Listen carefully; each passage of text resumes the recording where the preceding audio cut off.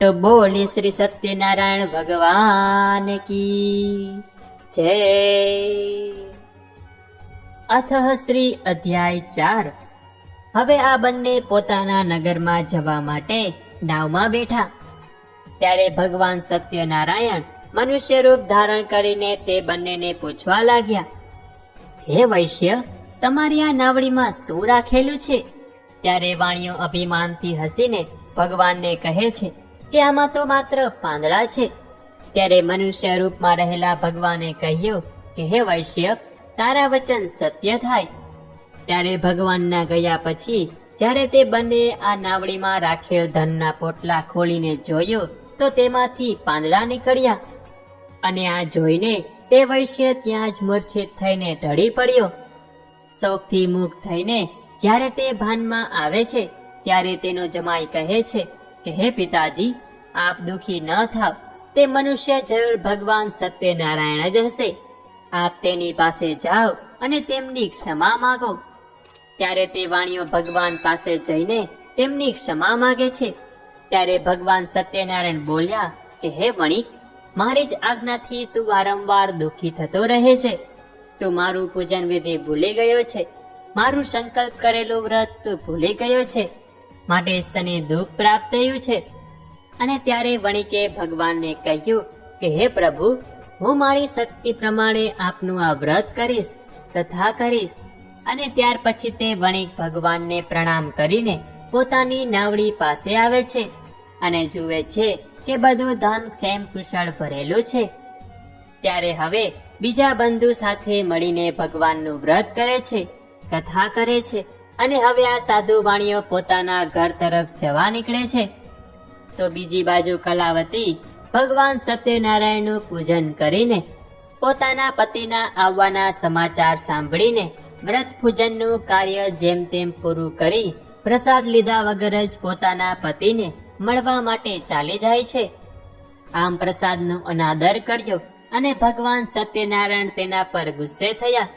તેથી તેમણે કલાવતીના પતિ અને સાથે તેના ધનને સમુદ્રના જળમાં અદ્રશ્ય કરી દીધું.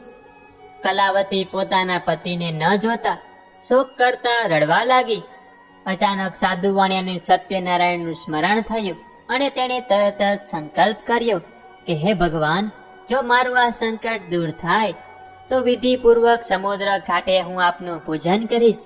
અને આ સાંભળીને સત્યનારાયણ ભગવાન તેના ઉપર પ્રસન્ન થયા. એટલે ભગવાને આકાશવાણી કરી કહ્યું કે કલાવતી મારા પ્રસાદનો અનાદર કરી પોતાના પતિને મળવા આવી છે, અને તેથી જ મેં તેના પતિને અદ્રશ્ય કર્યો છે. જો તે ઘરે જઈ પ્રસાદ લઈ પાછી આવે તો પોતાના પતિના દર્શન કરશે. અને આ આકાશવાણી કલાવતીએ પણ સાંભળી, એટલે તેને પોતાની ભૂલ સમજાઈ ગઈ. અને હવે તે ઘરે જઈ પ્રસાદ લઈ કિનારે પોતાના પતિને મળવા માટે આવે છે. તો પોતાના પતિના દર્શન થયા અને પોતાના જમાઈને જોઈને સાધુ વાણિયાને પણ સંતોષ થયો. તેને વિધિપૂર્વક ત્યાં ભગવાન સત્યનારાયણની પૂજા કરી પોતાના ઘરે ગયો. અને ઘરે આવ્યા બાદ હવે તે દર પૂર્ણિમાના દિવસે ભગવાન સત્યનારાયણનું વ્રત રાખે છે અને બંધુજનો સાથે કથા કરે છે. તેનાથી તે આ લોકમાં સર્વ સુખ ભોગવીને મરણ પામ્યો અને સત્યલોકમાં તેને સ્થાન મળ્યું. તો મિત્રો, અહીં આ સત્યનારાયણ ભગવાનની કથાનો 4થો અધ્યાય સંપૂર્ણ થાય છે. તો બોલે શ્રી સત્યનારાયણ ભગવાન કી જય. અથઃ શ્રી અધ્યાય 5. તુંગધ્વજ નામના એક રાજા હતા. તેઓ જંગલમાં મૃગ્યા રમવા માટે આવ્યા હતા અને નિર્દોષ પશુ પક્ષીને મારીને તેઓ એક વૃક્ષ નીચે બેઠા હતા.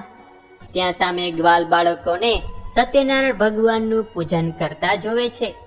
ત્યારે તે બાળકો પૂજા કરીને ભગવાન સત્યનારાયણનો પ્રસાદ તે રાજાને આપવા માટે આવે છે. ત્યારે રાજા અભિમાન કરીને પ્રસાદ ગ્રહણ કરતા નથી અને પ્રસાદને ત્યાં છોડીને જતા રહે છે. પોતાના રાજ્યમાં આવે છે અને જ્યારે તે નગરમાં આવે છે ત્યારે તેને આખું નગર તહસ નહસ જોવા મળે છે. અને આ જોઈને રાજા સમજી જાય છે કે મેં ભગવાન સત્યનારાયણને નમસ્કાર ન કર્યા અને તેમના પ્રસાદનો અનાદર કર્યો, તેનું આ પરિણામ છે. ત્યારે રાજા ફરી તે ગ્વાલ બાળકો પાસે જાય છે અને ત્યાં ભગવાન સત્યનારાયણનું પૂજન કરે છે, વિધિપૂર્વક કથા કરે છે, વ્રત કરે છે અને ત્યારે ભગવાન સત્યનારાયણની કૃપાથી તેનું રાજ્ય ફરી ધન સંપન્ન થઈ ગયું અને શાંતિ છવાઈ ગઈ અને પહેલાની જેમ તેનું નગર તેને પાછું મળી ગયું. શ્રી સૂતજી સૌનક આદિ ઋષિઓને કહે છે કે હે ઋષિઓ, જે લોકોએ પહેલા આ વ્રત કર્યું હતું તેની આપ કથા સાંભળો. તે વૃદ્ધ બ્રાહ્મણે સુદામાનો જન્મ લઈને મોક્ષની પ્રાપ્તિ કરી અને ભગવાન શ્રી કૃષ્ણની પ્રાપ્તિ કરી. લાકડા વેચનાર પેલો કઠિયારો કેવટ થયો અને જેણે પોતાના હાથે ભગવાન રામચંદ્રના ચરણો ધોયા અને તેમની સેવા કરી જન્મ મરણના બંધનોથી મુક્ત થઈ ગયો. ઉલ્કામુખ નામનો રાજા બીજા જન્મમાં રાજા દશરથ થયો.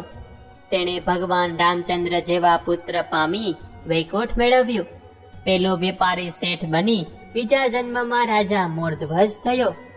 પોતાના પુત્રનું અડધું શરીર કરવત વડે કાપી તેણે ભગવાનને પ્રસન્ન કર્યા.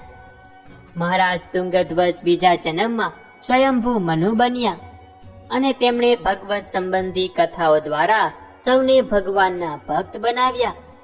હે મહર્ષિ, હે બ્રાહ્મણો, આપ સૌના કલ્યાણ માટે મેં સત્યનારાયણ ભગવાનના વ્રતનું વર્ણન કર્યું.